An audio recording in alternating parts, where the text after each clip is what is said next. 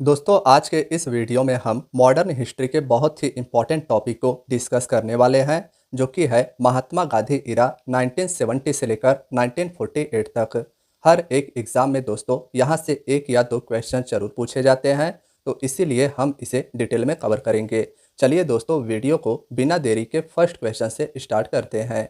तो first question है, कांग्रेस का 1929 का अधिवेशन जिसमें पूर्ण स्वराज का लक्ष्य घोषित किया गया था, यह कहां पर हुआ था? तो करेक्ट आंसर होगा लाहौर में। 31 दिसंबर 1929 को भारतीय राष्ट्रीय कांग्रेस का वार्षिक अधिवेशन तत्कालीन पंजाब प्रांत की राजधानी लाहौर में हुआ था।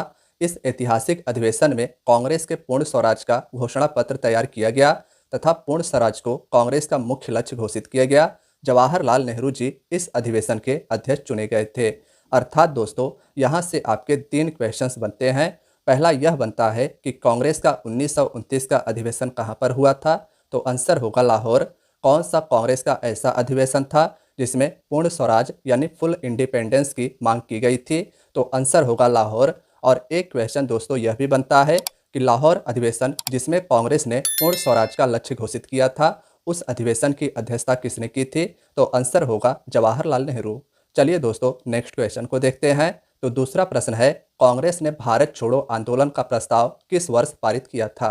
आंसर होगा 8 अगस्त 1942 को। दोस्तों कहीं कहीं पर आपको 9 अगस्त भी मिल जाएगा, तो आपको कंफ्यूज नहीं होना है। 8 अगस्त 1942 को महात्मा गांधी जी ने ब्रिटिश शासन को समाप्त करने का आग्रह किया और मुंबई में अखिल भारतीय कांग्रेस कमेटी के सत्र में भारत छोड़ो आंदोलन को शुरू किया।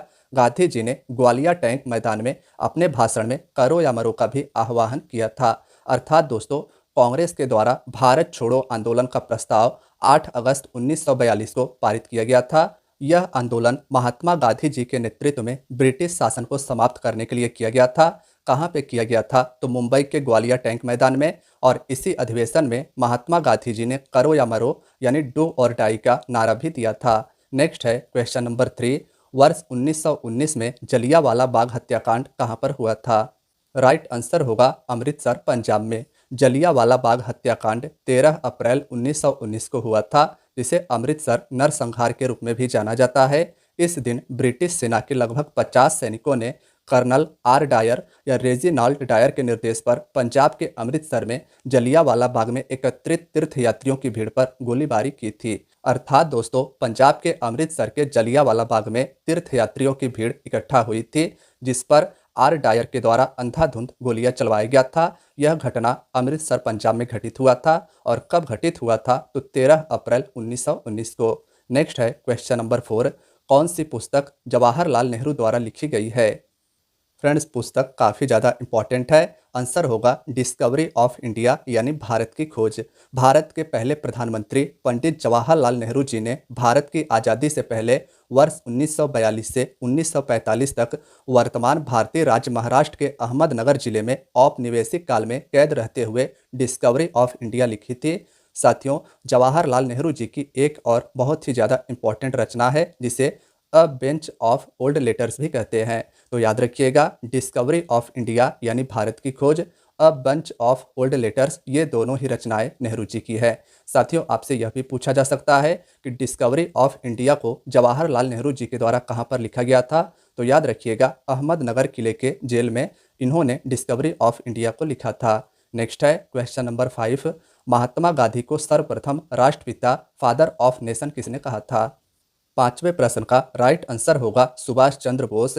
सुभाष चंद्र बोस वह व्यक्ति थे जिन्होंने महात्मा गांधी जी को राष्ट्रपिता कहकर संबोधित किया था। उन्होंने प्रसिद्ध नारे दिल्ली चलो और जय हिंद के नारे दिए थे। साथियों इंपॉर्टेंट यह भी है, सुभाष चंद्र बोस जी के द्वारा दिल्ली चलो का नारा और जय हिंद का नारा दिया गया था। सुभाष चंद्र बोस जी ने सर्वप्रथम राष्ट्रपिता महात्मा गांधी को कहा था। और दोस्तों सुभाष चंद्र बोस जी की एक इम्पॉर्टेंट बुक है द इंडियन स्ट्रगल, इसे भी याद रखिएगा। The Indian struggle Subhash Chandra Bose ji की ऑटोबायोग्राफी है। नेक्स्ट है क्वेश्चन नंबर 6, साइमन कमीशन का भारत आगमन किस वर्ष हुआ था? राइट आंसर होगा 1928 में। साइमन कमीशन 7 ब्रिटिश सांसदों का एक समूह था जिसका गठन भारत में संविधान सुधारों के अध्ययन के लिए किया गया था। फरवरी 1928 में साइमन कमीशन भारत आया था।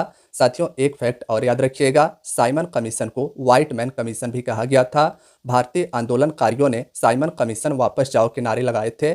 साइमन कमीशन गो बैक का नारा भारत के आंदोलनकारियों ने भारत में साइमन कमीशन के आने के बाद लगाया था। साथियों इसी दौरान लाला लाजपत राय जी साइमन कमीशन का विरोध कर रहे थे, जिन पर पुलिस ने लाठियां बरसाई और लाला लाजपत राय जी का आखिरी वक्तव्य मरने से पहले यह था कि आज मेरे ऊपर बरसी हर एक लाठी की चोट अंग्रेजों की ताबूत की कील बनेगी। साथियों यह भी क्वेट कई एग्जाम में पूछा गया है कि मेरे ऊपर बरसी हर एक लाठी की चोट अंग्रेजों की ताबूत की कील बनेगी, किसने कहा था? तो लाला लाजपत राय ने कहा था। नेक्स्ट है क्वेश्चन नंबर 7, गांधी जी भारतीय राष्ट्रीय कांग्रेस के अध्यक्ष कितनी बार बने थे? आंसर होगा एक बार, केवल एक बार गांधी जी भारतीय राष्ट्रीय कांग्रेस के अध्यक्ष बने थे। महात्मा गांधी को वर्ष 1924 में भारतीय राष्ट्रीय कांग्रेस का अध्यक्ष चुना गया था। साथियों यह सत्र कर्नाटक के बेलगांव में हुआ था। यह पहली बार और एकमात्र बार ऐसा था जब कांग्रेस के अध्यक्ष महात्मा गांधी जी बने थे। नेक्स्ट है क्वेश्चन नंबर 8, भारत छोड़ो आंदोलन के समय इंग्लैंड का प्रधानमंत्री कौन था? करेक्ट आंसर होगा चर्चिल। साथियों लॉर्ड लिनलिथगो भारत छोड़ो आंदोलन के दौरान भारत के वायसराय थे, जबकि चर्चिल भारत का प्रधानमंत्री उस समय था। और भारत के आज़ादी के समय इंग्लैंड का प्रधानमंत्री क्लेमेंट एटली था, जबकि भारत का वायसराय याद रखिएगा माउंटबेटन भारत के आज़ादी के समय भारत का वायसराय रहा था। नेक्स्ट है क्वेश्चन नंबर 9, भारतीय राष्ट्रीय कांग्रेस का 1938 का अधिवेशन किस शहर में हुआ था? आंसर होगा हरिपुरा में। 1938 में हरिपुरा अधिवेशन में सुभाष चंद्र बोस को कांग्रेस के अध्यक्ष के रूप में चुना गया था। साथियों यह क्वेश्चन काफ़ी ज़्यादा इंपॉर्टेंट है, ध्यान रखिएगा। 1938 के कांग्रेस के अधिवेशन जो कि हरिपुरा में हुआ था, इसमें सुभाष चंद्र बोस जी कांग्रेस के अध्यक्ष चुने गए थे। नेक्स्ट है क्वेश्चन नंबर 10, निम्नलिखित में से किस आंदोलन में सरदार वल्लभ भाई पटेल ने मुख्य भूमिका निभाई थी? आंसर होगा बारदोली सत्याग्रह में। बारदोली सत्याग्रह जून 1928 में गुजरात में हुआ था। यह एक किसान आंदोलन था जिसका नेतृत्व पटेल जी ने किया था। उस समय प्रांतीय सरकार ने किसानों के लगान में 22% तक वृद्धि कर दी थी। सरदार वल्लभ भाई पटेल ने इस लगान वृद्धि का जमकर विरोध किया था और साथियों वे सफल भी हुए थे। प्रांतीय सरकार के द्वारा किसान के लगानों को घटाकर लगभग 6% तक कर दिया गया था। तो बारदोली सत्याग्रह में सरदार वल्लभ भाई पटेल जी ने मुख्य भूमिका निभाई थी, इसे ध्यान रखिएगा। नेक्स्ट है क्वेश्चन नंबर 11, महात्मा गांधी जी दक्षिण अफ्रीका से भारत किस वर्ष लौटे थे? आंसर होगा 1950 में। गांधी जी 1893 में दक्षिण अफ्रीका गए थे और लगभग 21 वर्ष के बाद 9 जनवरी 1915 को गांधी जी दक्षिण अफ्रीका से भारत वापस लौटे थे। और साथियों इसी दिन को मनाने के लिए हर साल प्रवासी भारतीय दिवस 9 जनवरी को मनाया जाता है। तो ध्यान रखिएगा भारत में प्रवासी भारतीय दिवस गांधी जी के दक्षिण अफ्रीका से वापस लौटने के उपलक्ष्य में प्रतिवर्ष 9 जनवरी को मनाया जाता है। नेक्स्ट है क्वेश्चन नंबर 12, भारतीय मुसलमानों के पृथक राज्य यानी देश के लिए पाकिस्तान शब्द का प्रयोग सबसे पहले किसने किया था? आंसर होगा चौधरी रहमत अली ने। चौधरी रहमत अली ने एक अलग मुस्लिम मातृभूमि या देश के लिए पाकिस्तान नाम का श्रेय दिया था। पाकिस्तान नाम का शब्द चौधरी रहमत अली ने अलग देश के लिए दिया था। नेक्स्ट है क्वेश्चन नंबर 13, वर्ष 1939 में कांग्रेस को छोड़ने के पश्चात सुभाष चंद्र बोस जी ने किस दल की स्थापना की थी? क्वेश्चन साथियों काफ़ी ज़्यादा इंपॉर्टेंट है। इन ऑप्शंस में से ऑप्शन डी फॉरवर्ड ब्लॉक इसका राइट आंसर होगा। 3 मई 1939 को सुभाष चंद्र बोस जी ने कांग्रेस के अंदर ही फॉरवर्ड ब्लॉक के नाम की एक पार्टी की स्थापना की। कुछ दिन के बाद सुभाष चंद्र बोस को कांग्रेस से ही निकाल दिया गया। बाद में फॉरवर्ड ब्लॉक अपने आप में एक स्वतंत्र पार्टी बनकर उभरी थी। तो ध्यान रखिएगा कांग्रेस के 1938 के अधिवेशन की अध्यक्षता सुभाष चंद्र बोस जी ने की थी और उसके बाद 1939 में कांग्रेस को छोड़ने के पश्चात सुभाष चंद्र बोस जी ने फॉरवर्ड ब्लॉक की स्थापना की थी। नेक्स्ट है क्वेश्चन नंबर 14, वर्ष 1946 में गठित अंतरिम कैबिनेट की अध्यक्षता किसने की थी? आंसर होगा जवाहरलाल नेहरू ने। पंडित जवाहरलाल नेहरू को 1946 में गठित अंतरिम सरकार का अध्यक्ष नियुक्त किया गया था। यह अंतरिम सरकार भारत की ब्रिटिश शासन से स्वतंत्रता से पहले गठित की गई थी। तो ध्यान रखिएगा साथियों भारत की ब्रिटिश से आज़ादी से पहले अंतरिम सरकार का गठन 1946 में किया गया था। मंत्रिमंडल में कांग्रेस और मुस्लिम लीग दोनों के सदस्य शामिल हुए थे, लेकिन मुस्लिम लीग के द्वारा अलग देश पाकिस्तान की मांग के बाद अंतरिम कैबिनेट से उनके सदस्यों ने इस्तीफा दे दिया था। नेक्स्ट है क्वेश्चन नंबर 15, 1932 के पूना समझौते के साथ किसका सीधा संबंध है? आंसर होगा भारतीय दलित वर्ग का। 24 सितंबर 1932 को पुणे की यरवदा सेंट्रल जेल में महात्मा गांधी और डॉक्टर भीमराव अंबेडकर के बीच में पूना समझौता हुआ था महात्मा गांधी जी दलित वर्गों के लिए अलग निर्वाचन मंडल के ब्रिटिश सरकार के फैसले के खिलाफ उपवास कर रहे थे। साथियों, घटना कुछ ऐसी है कि लंदन में 3 गोलमेज सम्मेलन का आयोजन किया गया था, जिसमें से तीनों गोलमेज सम्मेलन में अछूतों की तरफ से डॉक्टर भीमराव अंबेडकर जी ने भाग लिया था और भीमराव अंबेडकर जी को तत्कालीन समय के इंग्लैंड के प्रधानमंत्री रैमजे मैकडोनाल्ड के द्वारा सांप्रदायिक पंचाट के आधार पर अलग निर्वाचन मंडल देने की बात की गई थी और इसी के विरोध में 24 सितंबर 1932 को पुणे के यरवदा सेंट्रल जेल में महात्मा गांधी जी ने अनशन चालू कर दिया था और यहीं से महात्मा गांधी जी और डॉक्टर भीमराव अंबेडकर जी के बीच में पूना समझौते पर मुहर लगी थी। नेक्स्ट है क्वेश्चन नंबर 16। ब्रिटिश सरकार ने महात्मा गांधी जी को जो उपाधि दी थी जिसे उन्होंने असहयोग आंदोलन में वापस कर दिया था, वह कौन सी थी? आंसर होगा केसर ए हिंद।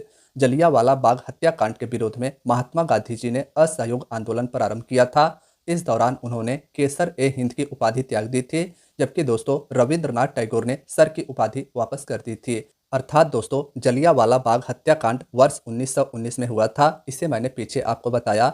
इसी के विरोध में महात्मा गांधी जी ने असहयोग आंदोलन को प्रारंभ किया और इस दौरान उन्होंने अंग्रेजों के द्वारा दिए गए केसर ए हिंद की उपाधि को त्याग दी, जबकि साथियों उनके साथ रविंद्रनाथ टैगोर जी ने भी इस घटना से दुखी होकर सर की उपाधि अंग्रेजों को वापस लौटा दी। नेक्स्ट है क्वेश्चन नंबर 17। गांधी जी ने दांडी समुद्र तट पर नमक कानून का उल्लंघन कब किया था? आंसर होगा 6 अप्रैल 1930 को। 12 मार्च 1930 को गांधी जी साबरमती आश्रम से दांडी के लिए प्रस्थान किए थे। 6 अप्रैल 1930 को दांडी पहुंचकर गांधी जी ने नमक कानून को तोड़ा था। अर्थात दोस्तों 12 मार्च 1930 को गांधी जी साबरमती आश्रम से निकलकर समुद्र के तट पर दांडी पहुंचे थे और 6 अप्रैल 1930 को उन्होंने समुद्र तट पर दांडी पहुंचकर नमक कानून को तोड़ा था, जो अंग्रेजों के द्वारा नमक पर लगाया गया था। नेक्स्ट है क्वेश्चन नंबर 18। प्रथम भारतीय नोबेल पुरस्कार विजेता कौन थे? आंसर होगा रविंद्रनाथ टैगोर। साथियों याद रखिएगा, रविंद्रनाथ टैगोर नोबेल पुरस्कार से सम्मानित होने वाले पहले भारतीय ही नहीं पहले एशियाई व्यक्ति थे। साथियों रविंद्रनाथ टैगोर जी को 1930 में साहित्य यानी लिटरेचर के लिए नोबेल पुरस्कार से सम्मानित किया गया था। अर्थात दोस्तों यहाँ से आपसे 3 क्वेश्चंस पूछे जाते हैं कि प्रथम भारतीय जिन्हें नोबेल पुरस्कार मिला था उनका नाम क्या था? रविंद्रनाथ टैगोर। कब मिला था? तो 1930 में। किस क्षेत्र में मिला था? तो साहित्य के क्षेत्र में इन्हें नोबेल पुरस्कार प्रदान किया गया था। नेक्स्ट है क्वेश्चन नंबर 19। 27 दिसंबर 1911 को पहली बार जन गण मन जो भारत का राष्ट्रगान है, इसे कब गाया गया था? आंसर होगा कोलकाता में। साथियों जन गण मन भारत का राष्ट्रगान है। यह नोबेल पुरस्कार विजेता रविंद्रनाथ टैगोर जी के द्वारा बंगाली में लिखा गया था। इसे पहली बार 27 दिसंबर 1911 को भारतीय राष्ट्रीय कांग्रेस के कलकत्ता अधिवेशन में गाया गया था। नेक्स्ट है क्वेश्चन नंबर 20। साथियों वंदे मातरम गीत किसने लिखा था? यह आपका आज के वीडियो का आखिरी क्वेश्चन है। तो आंसर होगा बंकिम चंद्र चटर्जी ने। वंदे मातरम बंकिम चंद्र चट्टोपाध्याय या चटर्जी जी के द्वारा लिखा गया भारत का राष्ट्रीय गीत है, याद रखिएगा। साथियों राष्ट्रीय गीत पूछा जाए तो वंदे मातरम और राष्ट्रगान भारत का जनगण मन है। इसे पहली बार भारतीय राष्ट्रीय कांग्रेस के कलकत्ता अधिवेशन में 1896 में गाया गया था। फ्रेंड्स इंपॉर्टेंट है क्वेश्चन काफ़ी ज़्यादा। इससे आपसे 3 या 4 क्वेश्चंस बनते हैं कि वंदे मातरम गीत किसने लिखा था? तो बंकिम चंद्र चट्टोपाध्याय ने। भारत का राष्ट्रीय गीत क्या है? तो वंदे मातरम। इसे पहली बार कब गाया गया था? तो कांग्रेस के कलकत्ता अधिवेशन के दौरान 1896 में। तो साथियों आज की आपकी वीडियो यहीं तक थी। वीडियो अगर पसंद आई हो तो वीडियो को लाइक अवश्य कीजिएगा। इसके साथ साथ वीडियो को अपने दोस्तों यारों के साथ भी शेयर कीजिएगा। चैनल पर अगर आप नए हैं तो चैनल को सब्सक्राइब कर लीजिएगा और बेल आइकन को जरूर दबाइएगा, जिससे आप सभी को सभी वीडियो का नोटिफिकेशन मिल सके। तो साथियों मिलते हैं नेक्स्ट वीडियो में। अपना ख्याल रखिएगा और तैयारी को जारी रखिएगा। धन्यवाद दोस्तों।